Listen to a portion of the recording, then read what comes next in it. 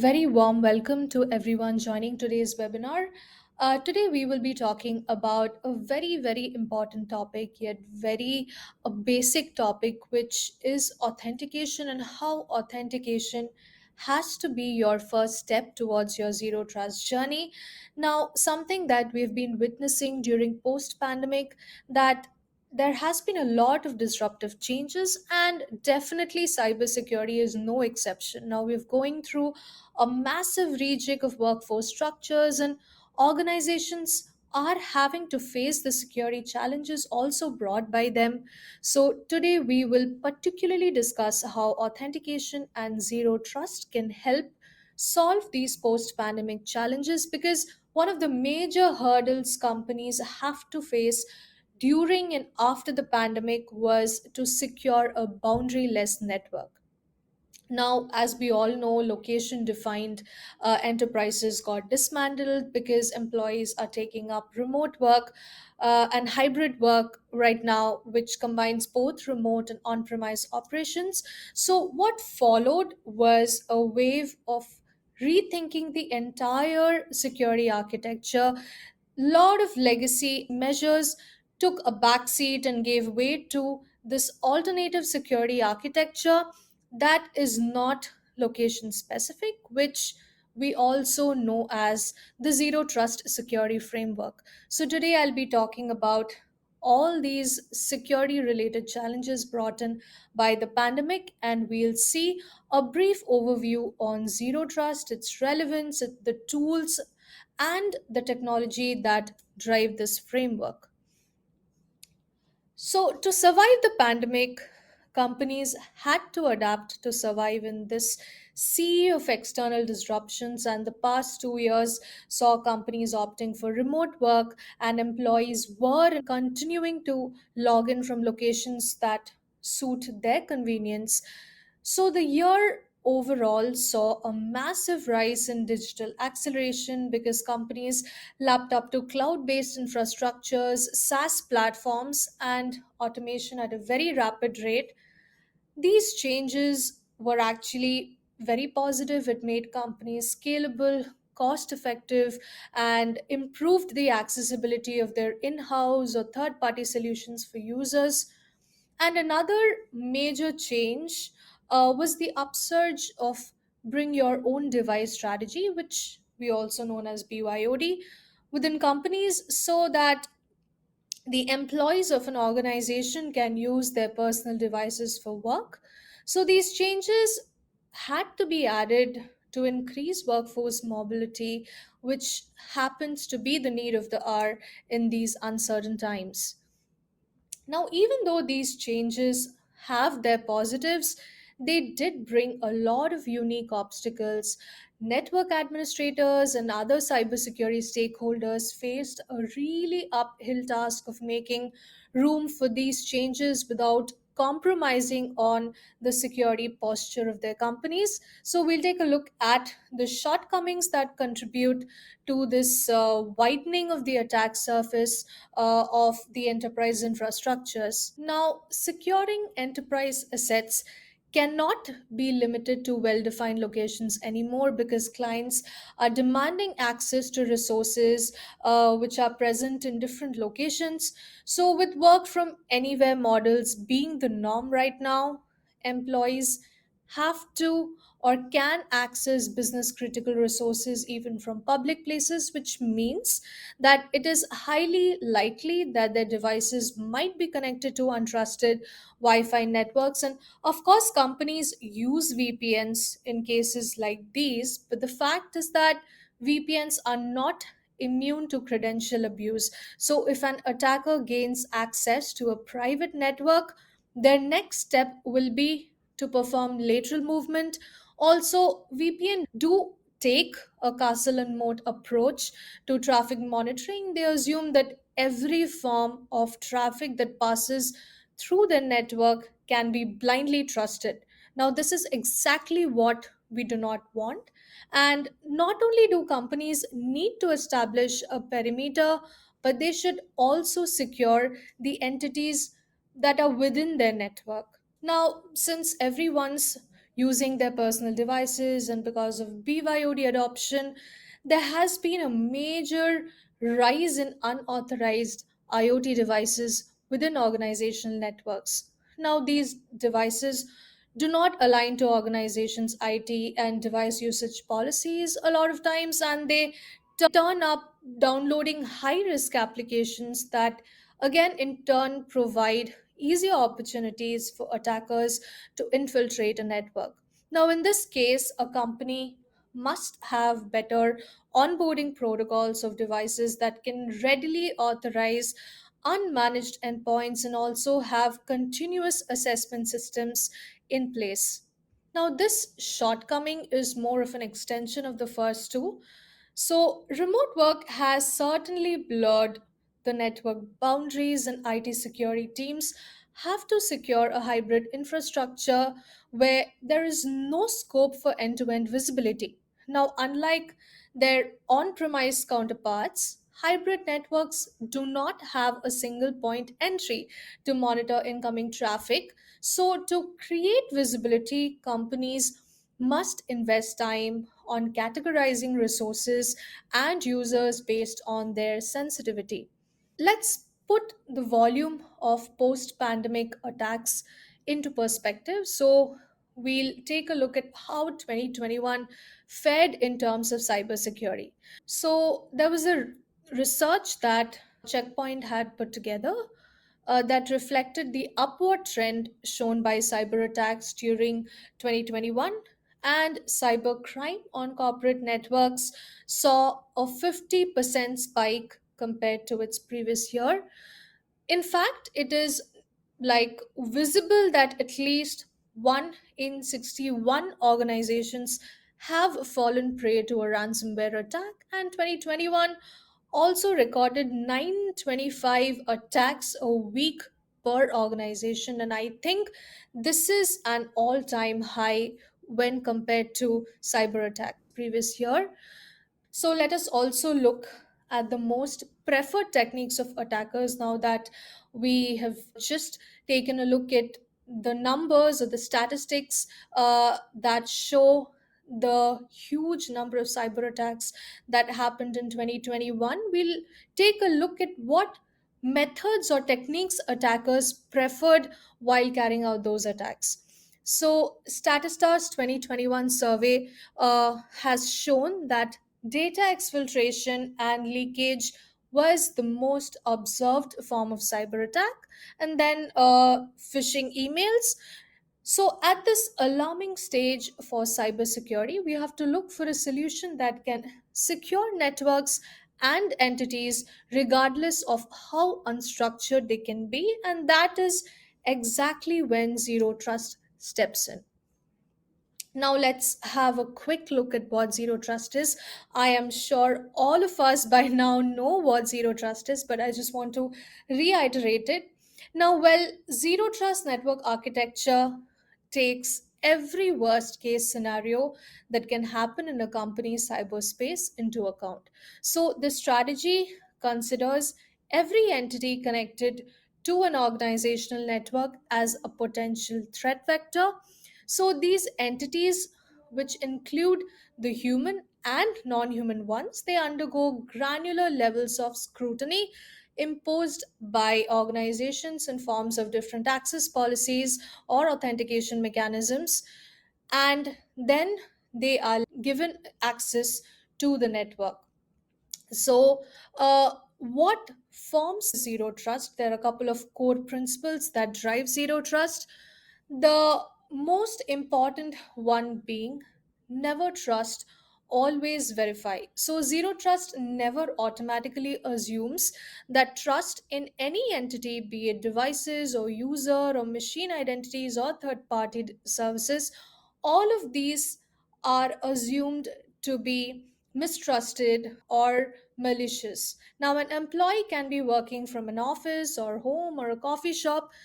Regardless of the location they are in, Zero Trust ensures that a user is thoroughly validated before granting access to the resource demanded by them.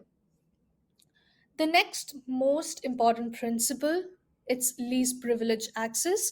So after gaining access, users are provided with only minimal set of privileges that are required to complete their tasks. So this principle actually ensures that users will not get access to a huge range of enterprise assets or any business critical resources or sensitive resources. And to implement this, Zero Trust framework must verify the access request before granting permissions based on role based access control. So, least privilege access, it also uses microsegmentation to distribute access, in which assets are clarified into zones on the basis of their sensitivity. So, if someone who does not need access to a sensitive resource is requesting access, Zero Trust architecture will automatically deny access for that, or maybe make the authentication mechanism more stringent. Now, just like least privilege access, Zero Trust also provides the right platform to automate real time context collection and then monitor users and the resources within a network. Now, one of NIST's 7 tenets of Zero Trust emphasizes round the clock monitoring of assets to improve the quality of contextual information, and implementation of SIM solution or UEBA can help in collecting an employee's digital activity or monitor and users online behavior. Now, being a strategy that can be adopted by both cloud and on premise resources, Zero Trust actually has a distinct edge over existing cybersecurity systems, and the most essential one being that organizations gain several operational advantages because it can accommodate both remote and on premise workforce. So, Zero Trust supports this flexible environment by validating and authorizing BYOD devices apart from managed devices, and it uses an exhaustive set of policies that emphasize continuous and indiscriminate verification. So, Zero Trust can be seen as an achievable means to secure the modern workplace. Zero Trust delivers fine grained enterprise visibility.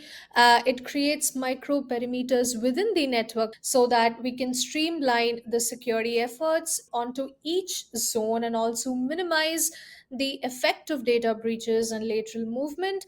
And also, network administrators benefit from Zero Trust's emphasis on constant monitoring, so it enables them to notify any deviant behavior very easily. Secondly, Zero Trust can power timely incident responses. So it supports round the clock security and monitoring, as we've already discussed. Continuous vigilance can help in a seamless or well targeted and timely implementation of incident response planned by security teams during a cyber attack.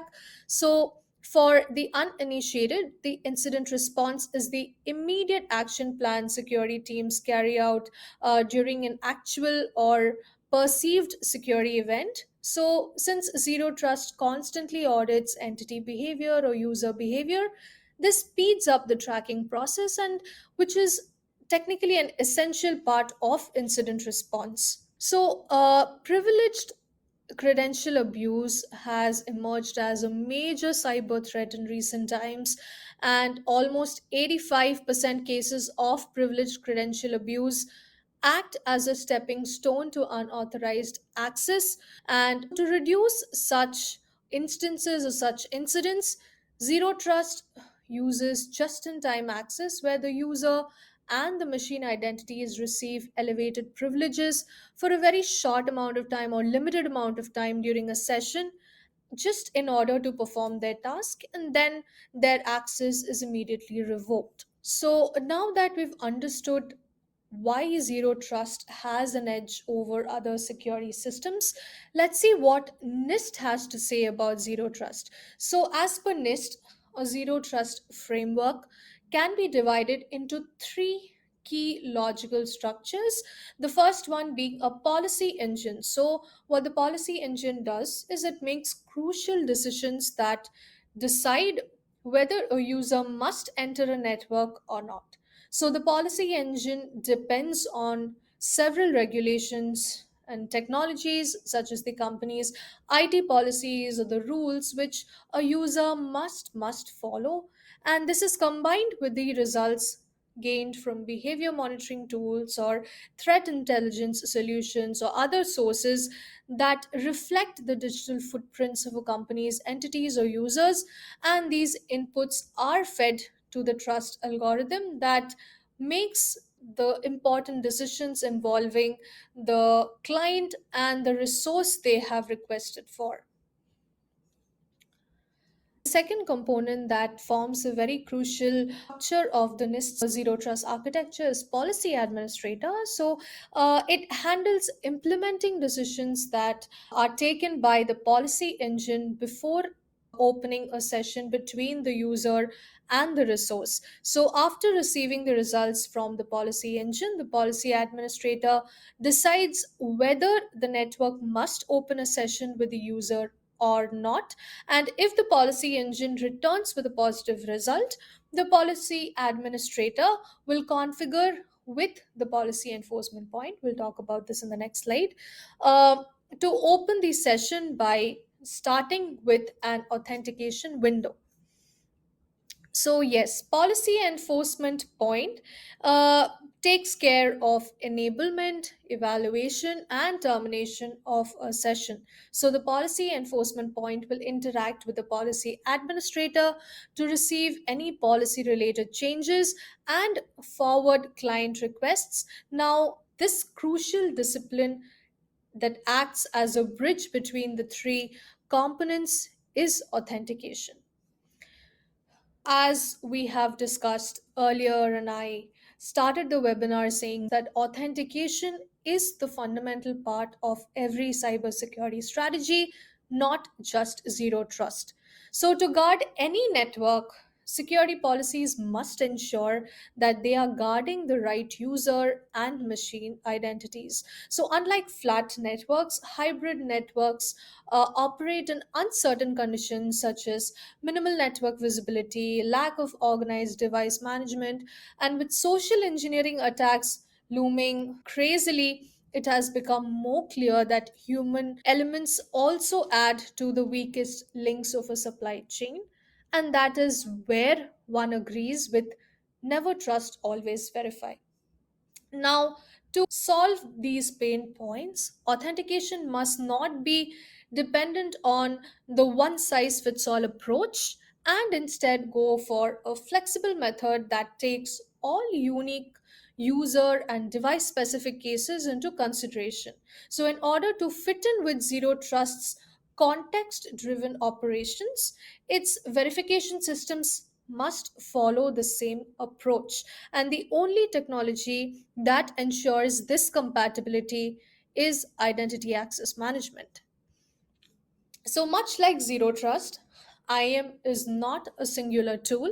It combines tools and technologies that use entity specific credentials to authenticate, authorize, and govern the elements connected to an organizational network. Now, for an instance, IAM verifies an individual user by demanding personalized factors such as biometric information, OTP, or pins sent to the user's devices via email or SMS. So IAM creates an identity profile for every user so that network administrators can enforce policy based decisions with context. Now, for instance, if a C level executive tries to access the network using his personal device, IAM senses this deviant behavior and tries to step up the strictness of its authentication by asking for an additional layer of a personalized verification factor. And this is essentially Zero Trust's idea of context specific trust. So the common functionality that both Zero Trust and IAM shares is the ability to make use of a user's identity profile. Now, while Zero Trust uses identity profile to perform continuous monitoring of users or evaluate access privileges, IAM, on the other hand, it has its built-in automated lifecycle management and identity governance. So it includes contextual changes to the profile, which in turn informs the Zero Trust's policy engine. Now, with the right IAM strategy in place, Zero Trust can efficiently implement granular access control policies so that users receive access to resources strictly on a need to know basis. Now, in addition to that, IAM can also make authentication a bit forgiving or frictionless by evaluating special cases instead of outrightly disapproving the user's verification attempts during those non ideal situations.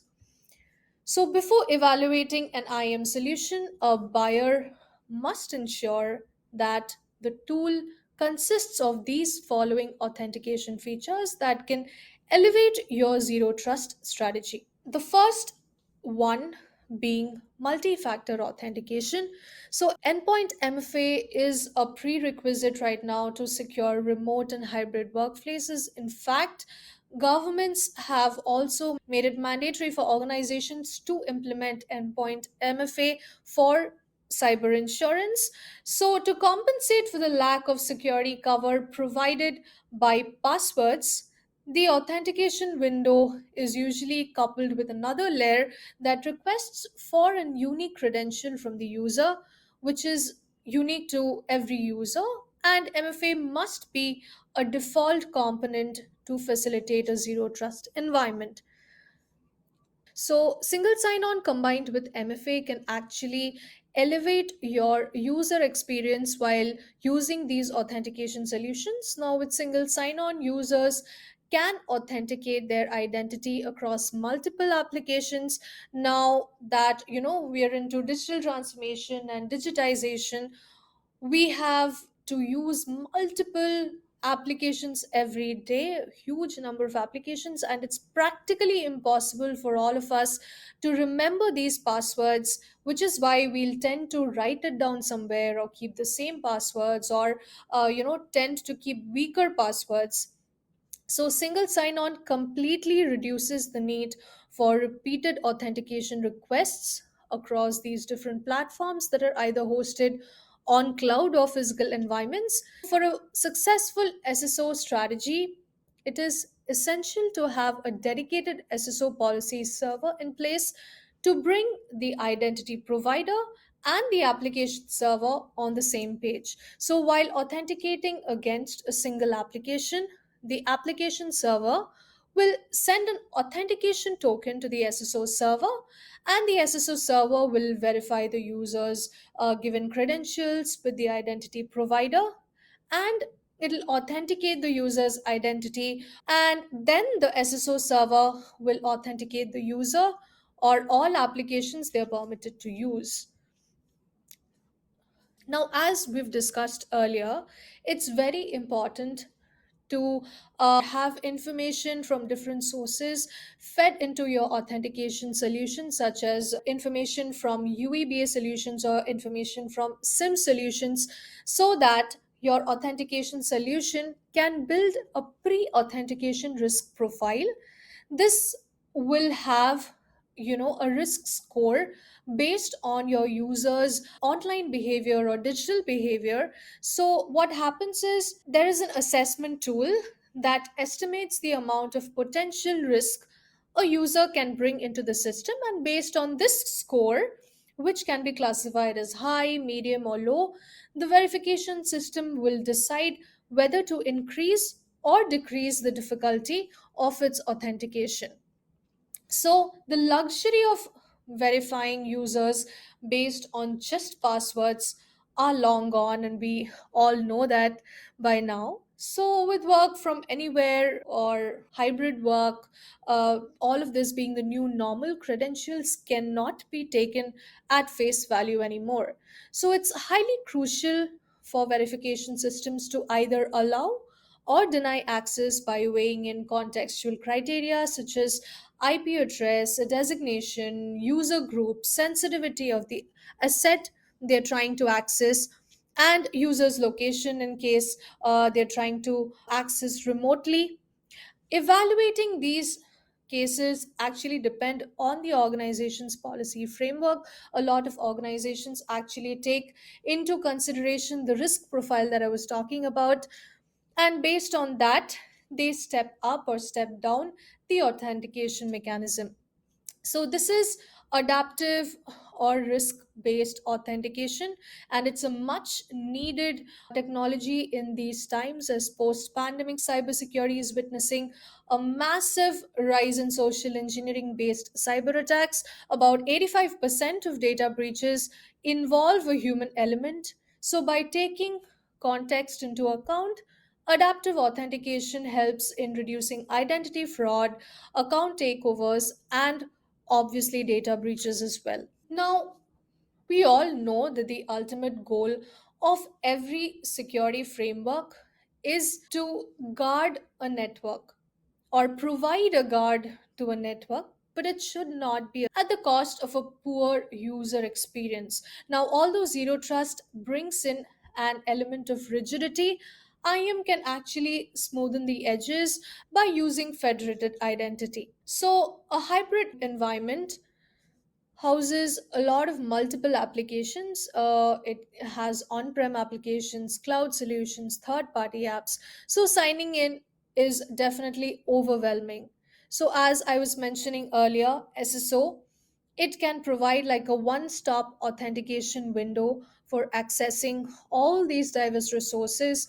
And it not only saves users from the hassle of remembering multiple passwords, it can also create space for collaboration amongst applications. So, federated identity can actually speed up user onboarding experience and also increase productivity of employees because there is just a single window authentication and it saves a considerable amount of time. So, giving more room for personalized credentials, we've mentioned earlier that passwords have created quite an amount of burden on users as well as IT administrators. So, when we demand credentials that are unique to a user, like biometric authentication, for instance, IAM boosts their authentication experience by replacing passwords with a more readily accessible factor.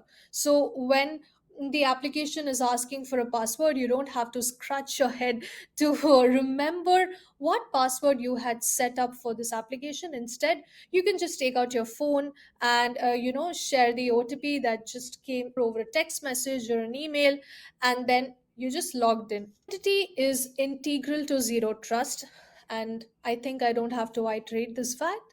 It forms the basis for every function undertaken by the strategy.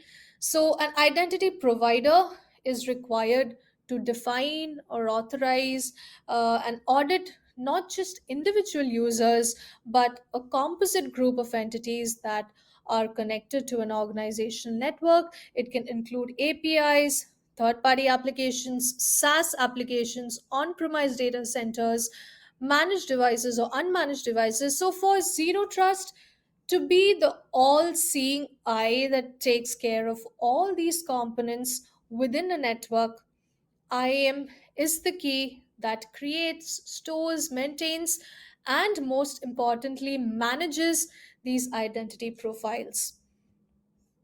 Thank you so much today for joining, and I hope you've learned something. And in case you want to strike up a conversation with me regarding authentication mechanisms, authentication tools, Manage Engine provides an IAM solution 8360 which can help you with your authentication requirements.